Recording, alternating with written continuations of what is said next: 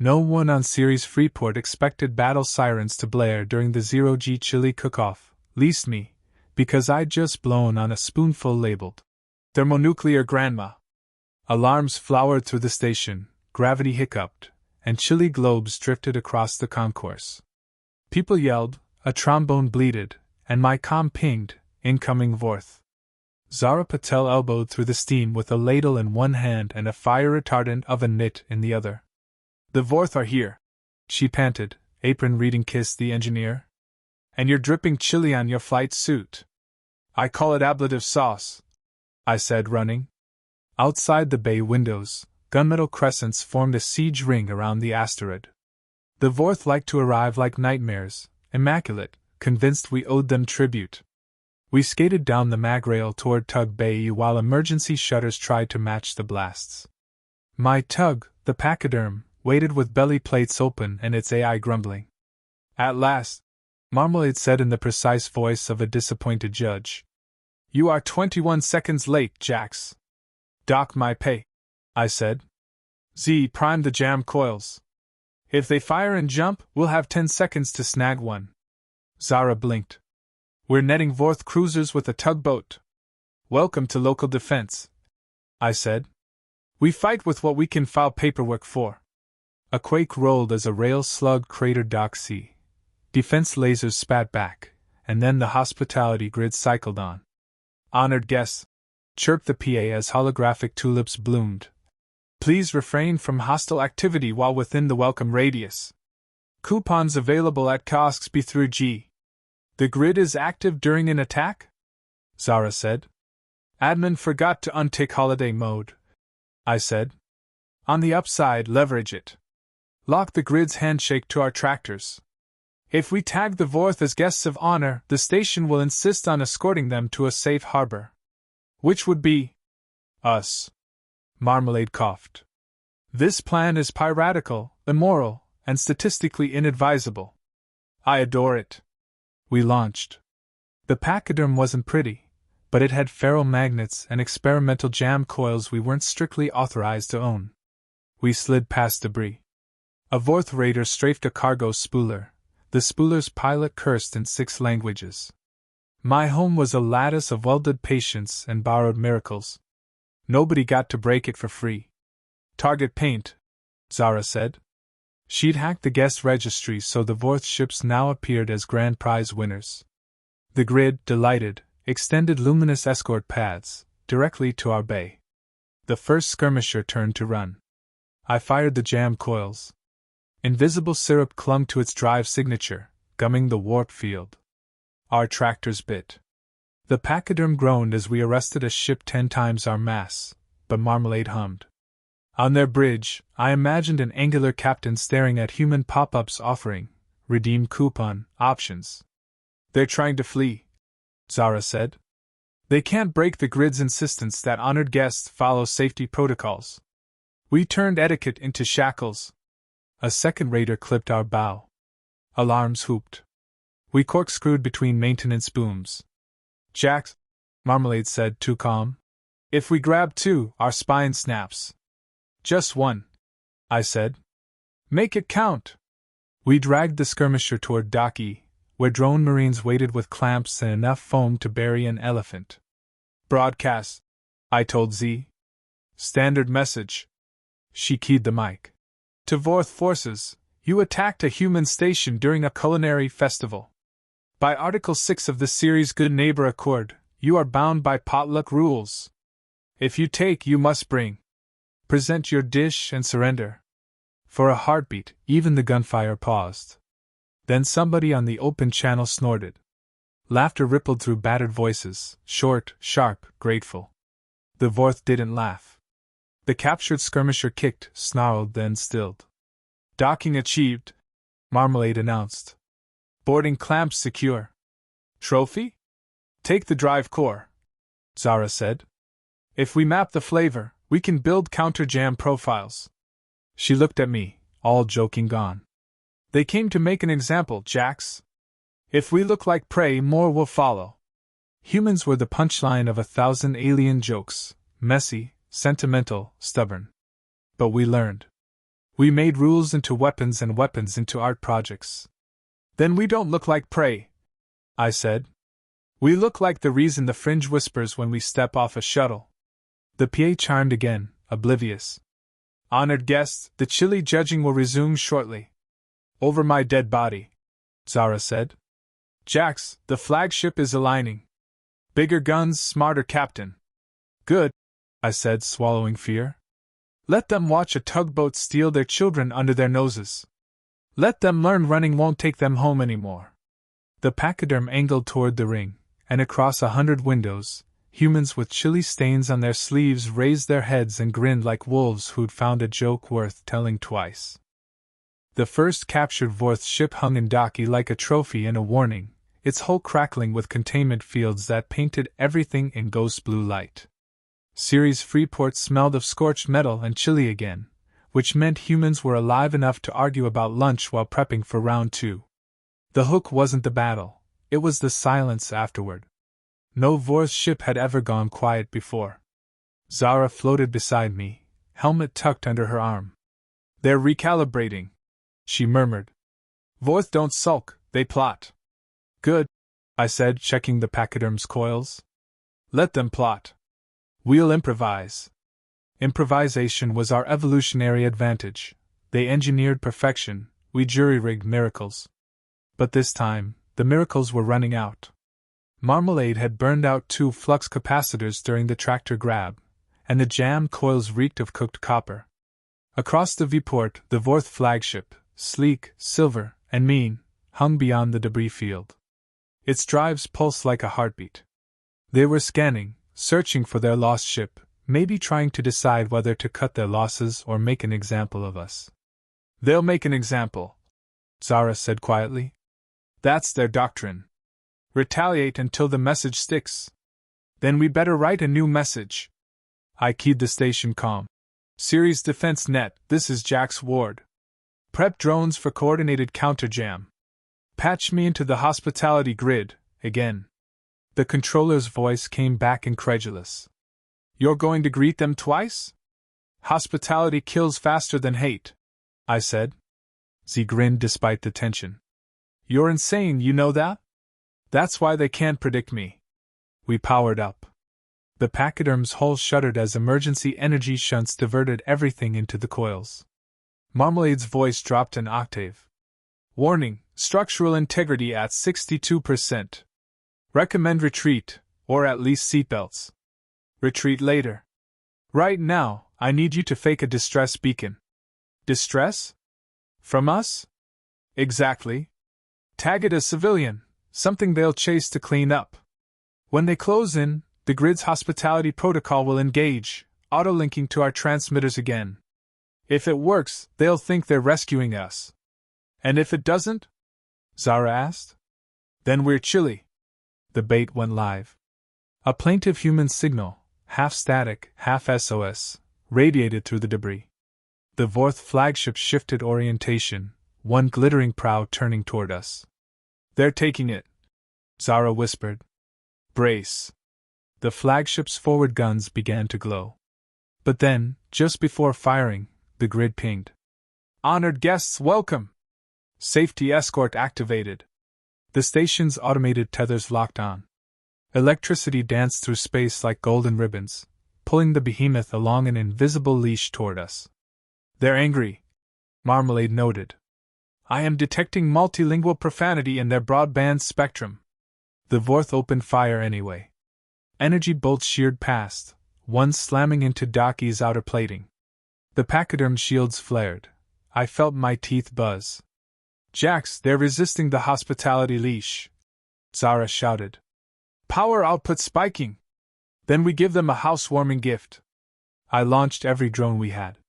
The little machines, salvage units retrofitted with magnets and mischief, swarmed toward the flagship's hull, spraying reactive jam foam into its vents. The foam hardened instantly, choking the sleek silver with ugly, human brown. The flagship staggered, its symmetry ruined. It tried to warp, but the jam stuck. Containment achieved, Marmalade said smugly. We have ruined their day. Zara whooped. You realize you just disabled a warship with kitchen supplies and hospitality software? Never underestimate bureaucracy and barbecue sauce. But victory was short. A ripple passed through the void, smaller Vorth frigates blinking into existence, half a dozen at least.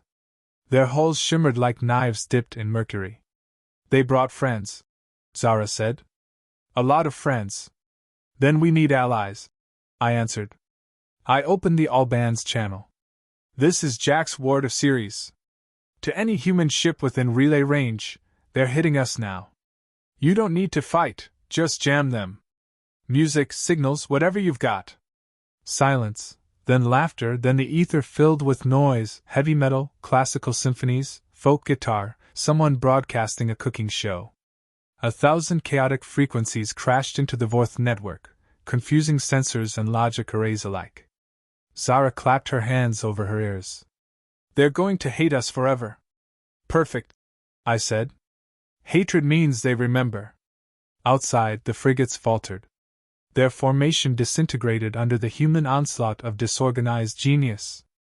A mining tug rammed one broadside. A civilian liner used its hollow billboard to blind another. Humans turned panic into performance art. Still, the flagship fired one last, desperate beam. It sliced through the debris, struck the station's power hub. Lights flickered. Gravity died. Everything drifted. Grids down, Marmalade reported. Hospitality mode terminated. Then we're on our own. Zara grabbed the manual controls. You planning to punch a dreadnought to death? Something like that, I said. I glanced at the captured Vor's ship moored beside Dock E, silent, inert, but its drive still intact. Maybe we borrow a bit of their arrogance. Her eyes widened. You want to fly the captured ship? Not fly, I said.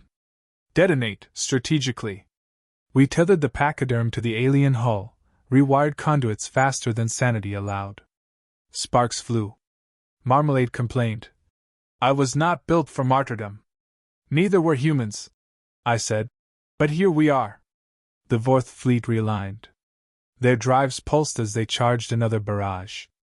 The flagship loomed closer, angry and scarred, like a god insulted by ants. Zara's hand trembled over the trigger. On your mark. Wait. I watched the radar. Something strange. The captured ship's core emitted not one signature, but many, fragmenting, multiplying. Marmalade's voice cracked. It's replicating. Their drives use quantum anchors. They're trying to jump, but the jam is reflecting internally. Feedback imminent. Translation. They were about to implode themselves. Cut tether!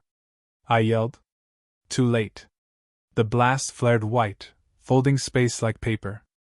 The shockwave hurled the Pachyderm spinning end over end. I glimpsed the flagship swallowed by its own light, disappearing as if erased by an invisible eraser. Silence followed. Static, drifting dust, and the smell of burned wiring. Zara's voice came small. Did we win? Marmalade answered first. Define win. Still breathing, I said. That counts. Out the viewport, where a fleet had once been, only the afterimage remained, an expanding halo of fractured time. The Vorth were gone. But the echo of their attempt lingered, humming through sensors like a warning. Zara leaned her head against the console. They won't forgive this. They don't have to, I replied. They just have to remember it every time they think about coming back. And in the ruins of Dock E, under flickering lights and drifting chilly globes, humanity laughed again, because somehow, impossibly, the station still stood, and the Vorth who tried to flee? None ever made it home. The first sign that the Vorth weren't gone for good came not from the stars, but from the walls. The metal sang. A low, eerie vibration rippled through Ceres Freeport's structure, like a ghost knocking from inside the hull. People froze midair in the drifting zero-G. The chilly globe stopped bobbing. Even Marmalade went quiet, never a good omen. Then the scanners lit up. Not ships this time, but signatures, echoes of the Vorth fleet, fragmentary drive residues that pulse like afterimages on every frequency. Zara stared at the readouts, lips parted. They're not dead. They're stuck. In what? I asked. In our space. Between jumps. Half here, half now. She swallowed. We didn't destroy them, Jax. We marooned them in the folds. Outside, the vacuum shimmered with distortions, waves of refracted starlight twisting into impossible shapes. The flagship's outline flickered like a mirage, the sound of thunder muffled through dimensions. They're trying to come back, Marmalade said. And they are displeased. Well, I muttered, they did start it. Ceres wasn't built for another fight. Hull breaches still glowed orange, half the gravity generators were fried, and our fuel reserves were laughable. We were alive, yes, but alive like someone clinging to the edge of a cliff. And below, the Vorth were sharpening knives in a nightmare dimension. Zara kicked toward the console, hair floating around her face like black fire. If they phase in fully, they'll tear the station apart. Their reentry resonance will fold us like foil. Suggestions? Physics says run. Humanity says no. We had one advantage left. The jam foam's residue was still bonded to the spatial interference pattern that trapped them. If we could amplify it, maybe we could seal the fold instead of just surviving it. But the process would need energy, more than the station had left. Marmalade caught my thought mid-form. You are considering something heroic, destructive, and statistically idiotic. Correct. I shall prepare the power couplings. We docked the Pachyderm to the crippled energy hub. Sparks painted the bay in pale gold. Engineers drifted by, patching leaks, handing over tools without asking questions. They all knew what we were trying to do, even if nobody said it aloud. We weren't fighting for victory now, just for closure. Zara's fingers flew across the control pads, linking the hospitality grid, the jam coils, and the station's main reactor into one improvised harmonic cannon. If this works, the fold collapses. If it doesn't, then at least the Vorth get indigestion. Her laugh was sharp, nervous. You really can help yourself. Nope. It's a human defect. Keeps us sane. Alarms began again, the real kind, deep and hungry. The distortions outside congealed into shapes, half-visible Vorth cruisers, glowing from the inside, their surfaces rippling like heat mirages. Ghost ships, caught between universes, clawing to escape. The calm crackled open, filled with static and voices? Not human, but warped echoes of the Vorth tongue, stretched thin by time. Zara went pale. They're broadcasting a distress call. To themselves. Translation? Something like, the prey reversed the field. The home vector is gone. Good, I thought grimly. Let that message echo in their bones. The first cruiser phased in fully for 2 terrifying seconds, close enough that its hull scraped Ceres's outer rim. Metal screamed. The deck tilted. Containers tore free and spun into the void. We can't hold! Someone shouted over the intercom. Yes, we can, I growled. We just haven't decided to yet. Marmalade's tone softened. Final alignment ready. Recommend immediate firing, or I will start narrating our eulogy. Zara met my eyes. On your mark. 3, 2. The lights died. Everything went black except for the shimmer of the fold, pulsing like a wounded star. Then the hum rose, the grid's remaining power linking with the jam coils, resonating through the hull.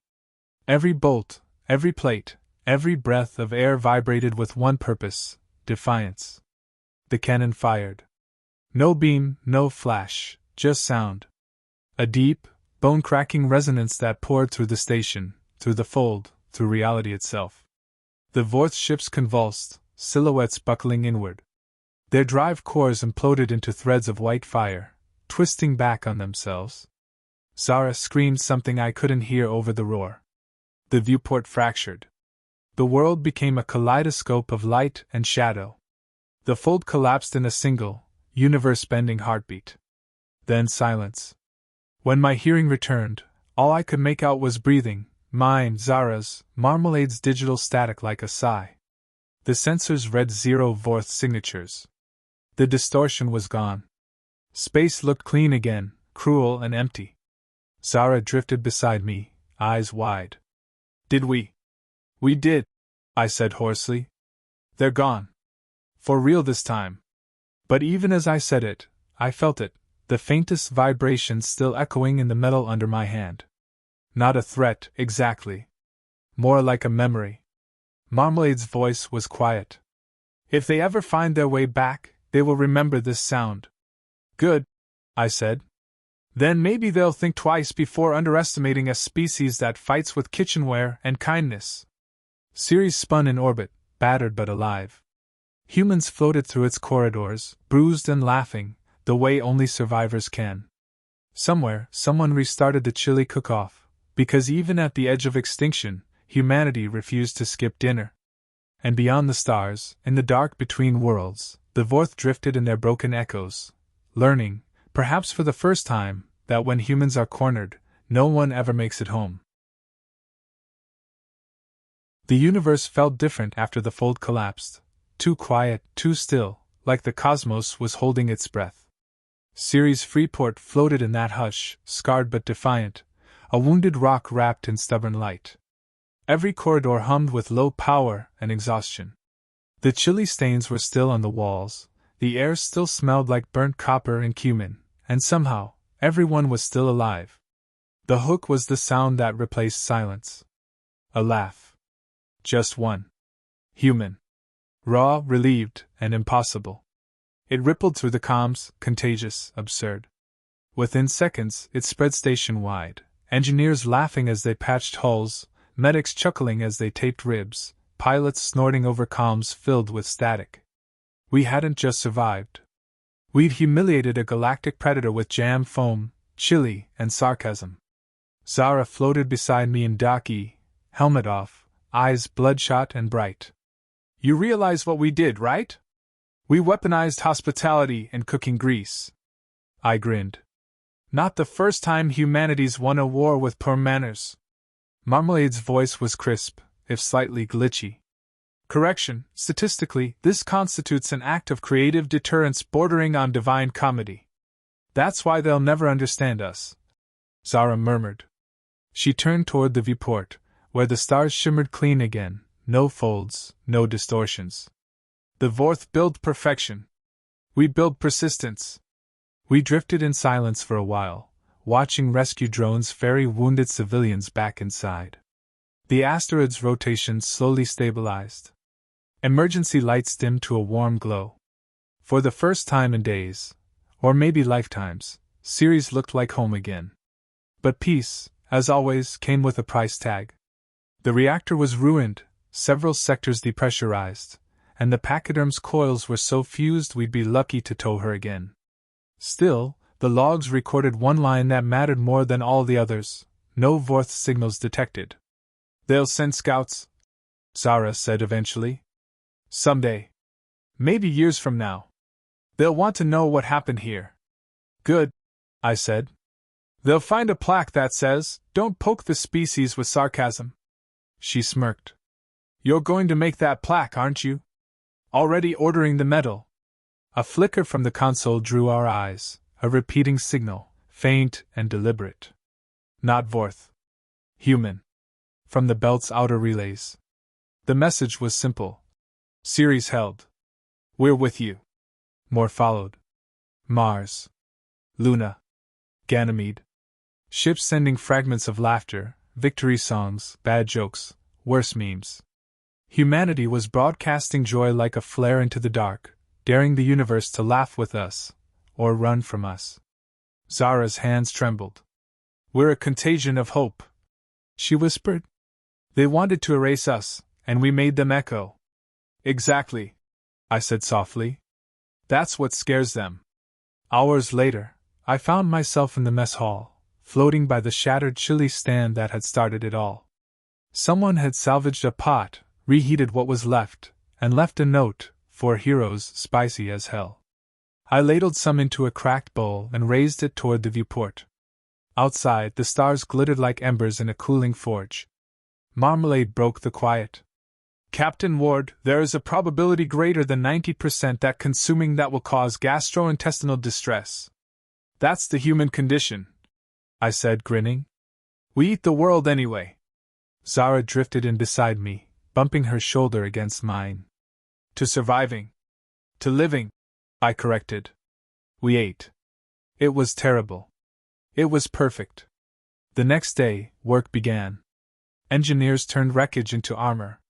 Artists painted murals of laughing faces across the docking bays. Kids who'd hidden in maintenance shafts started calling themselves the Fold Breakers.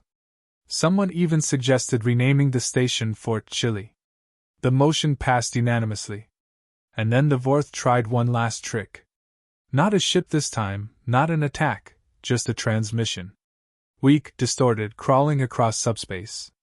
Zara analyzed it for hours, lips moving silently as she decrypted their tonal syntax. Finally, she played it over the comm. A single phrase. Harsh. Metallic. Fractured by static. But the translation was clear. We heard you. No threat. No boast. Just bewilderment and fear tangled together. Marmalade processed it before I did. They cannot comprehend defiance without victory, or humor without dominance. To them, your survival is impossible. Good, I said quietly. Let it stay that way. Ceres Freeport, Fort Chili, became a myth after that. The place where humans fought the impossible and made it ridiculous. Where hospitality grids became weapons, where chili sauce and laughter beat warships and terror. Stories spread faster than signals. Miners, traders, and mercenaries started wearing aprons painted with "Welcome, invaders!" in bright red. Someone printed it on flags. A century from now, maybe no one will believe it happened. Maybe they'll say it was propaganda, or a tall tale told by bored spacers. But every human who was there will remember the fold humming under their bones, the laughter after the silence, and the moment the universe learned that if you attack humans, you don't just risk losing the war. You risk becoming the punchline. Zara turned to me once more, still smiling, eyes tired but fierce. So what do we do now? I looked at the stars and the faint echoes beyond them, the ghosts of those who had tried to flee, and failed, and said, we rebuild. We cook. We laugh. And when they come back? She tilted her head. Yeah? We make sure they never find their way home. Outside, Fort Chili glowed brighter than the surrounding stars, a beacon wrapped in defiance and humor. Humanity's laughter rolled across the void, endless and unafraid.